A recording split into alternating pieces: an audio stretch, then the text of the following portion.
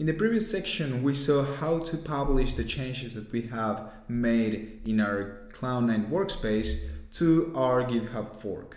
Remember, this is our personal fork. This doesn't belong to the rmotr organization.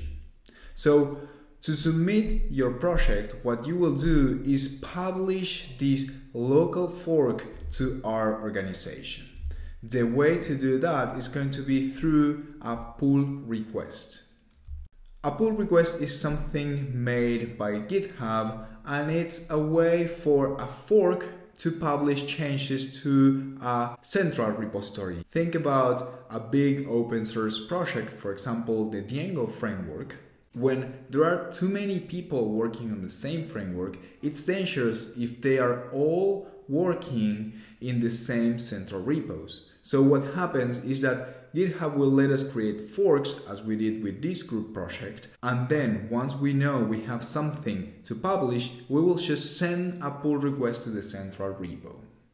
A pull request just means that we are requesting you, central repository, to pull my changes. I have done something and I believe it's well enough for you to pull those changes and keep them in your central repository. This is exactly the same thing we're going to do when we want to submit our project before deadline. To create a pull request from your fork, you will just do new pull request, and you will be dropped in this view. This is the initial view that will let you see a summary of your pull request. In this case, you will see the differences from your local fork and the original or central repo that you want to publish. That repo is present right here, and you're trying to publish your changes from your profile. Once you see your changes and you are satisfied by them, you will just hit the Create Pull Request button. You will be dropped now in this view that will let you specify what changes you have made. As a convention, and this is really important, you should include your group number in the title.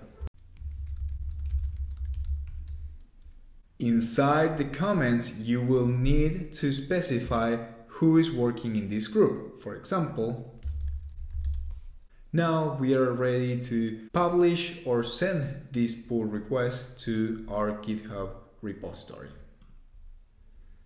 The pull request was created. You can see it that it's present in the central repository. It has the description that we provided, and we can also see the difference that we have made or the changes that we have made to our project. Also, when you submit the pull request, we will be running the tests automatically. So we will know, and you will know, if there is something breaking before the deadline. I can see here that all my tests are passing.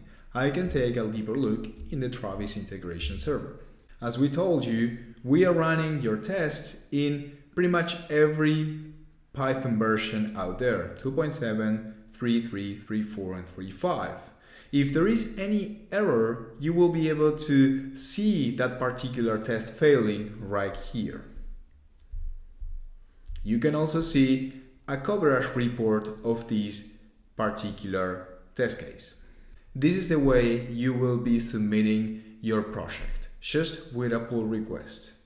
It's going to keep track of those pull requests, so if you ever want to come back and see what you did, you will be able to do it. Plus, by using Git and GitHub and industry standard, we're not just learning Python, but we are also learning how the real world works. Once your pull request is submitted, other groups will pass and they will review your code. You will be doing the same for them. You will be reviewing their code. We're going to use the pull request to review the code, and that's the subject of the next section.